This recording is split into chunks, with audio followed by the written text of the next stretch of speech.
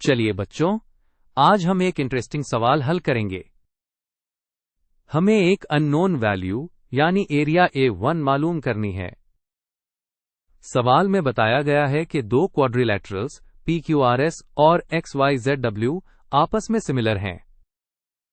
Similar होने का मतलब है कि उनकी शेप एक जैसी है, लेकिन साइज मुख्तलिफ हो सकता है। चलिए देखते हैं कि उसे स्टेप बाय स्टेप कैसे सॉल्व करना है।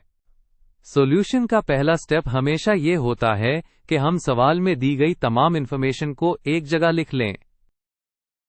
जैसा कि आप स्क्रीन पर देख सकते हैं, हमें बताया गया है कि PQRS और XYZW सिमिलर हैं।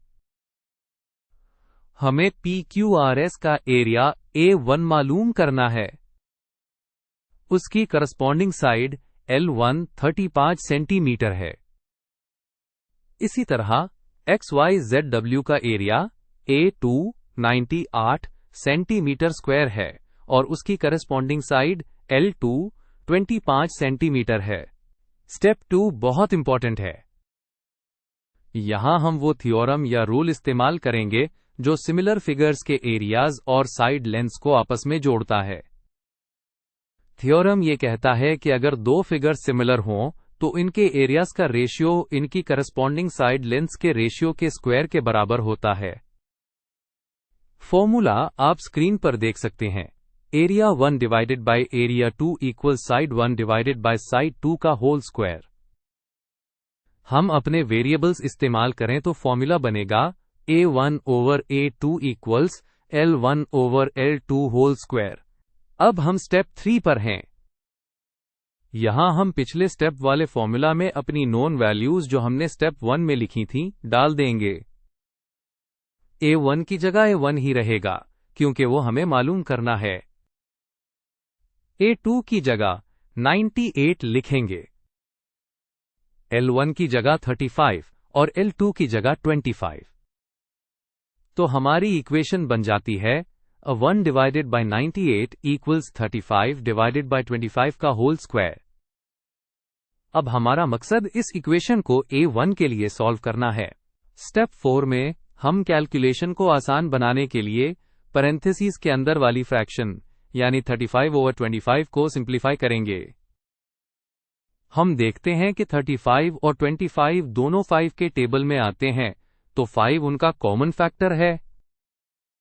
हम न्यूमरेटर और डिनोमिनेटर दोनों को 5 से डिवाइड कर सकते हैं। जब हम 35 को 5 से डिवाइड करते हैं तो 7 मिलता है और 25 को 5 से डिवाइड करते हैं तो 5।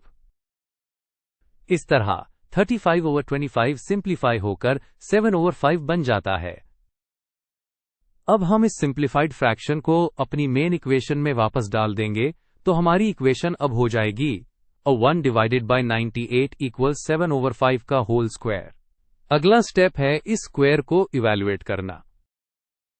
हमें 7 ओवर 5 का स्क्वायर निकालना है। इसका मतलब है हम 7 का भी स्क्वायर लेंगे और 5 का भी स्क्वायर लेंगे।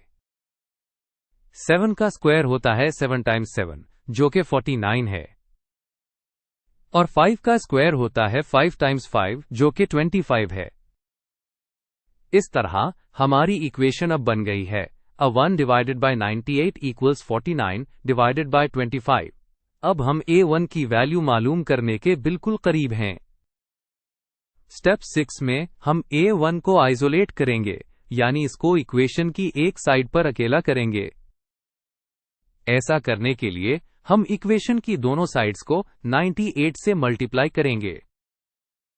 लेफ्ट साइड पर 98 कैंसिल हो जाएगा और राइट साइड पर 49 ओवर 25 के साथ 98 मल्टीप्लाई हो जाएगा। इससे हमारी इक्वेशन बनेगी A1 equals 49 multiplied by 98 all divided by 25। ये हमारा फाइनल कैलकुलेशन का स्टेप है। सबसे पहले हम न्यूमरेटर में 49 को 98 से मल्टीप्लाई करेंगे, जिसका जवाब आता है 4802। अब हम इस वैल्यू को 25 से डिवाइड करेंगे। 4802 को 25 से डिवाइड करने पर हमारे पास रिजल्ट आता है 192.08। अब हम अपने फाइनल आंसर तक पहुंच गए हैं।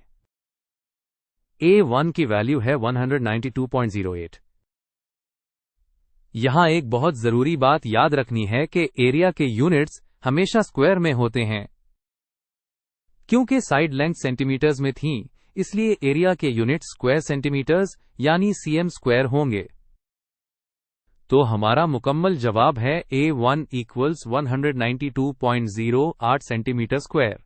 तो इस सवाल का फाइनल रिजल्ट ये है कि क्वाड्रिलैटरल PQRS का जो अननोन एरिया A1 था वो 192.08 स्क्वायर सेंटीमीटर्स है। हमने ये जवाब सिमिलर फिगर्स के एरिया थ्योरम को इस्तेमाल करके निकाला है। उम्मीद है आपको ये सॉल्यूशन अच्छी तरह समझ आ गया होगा।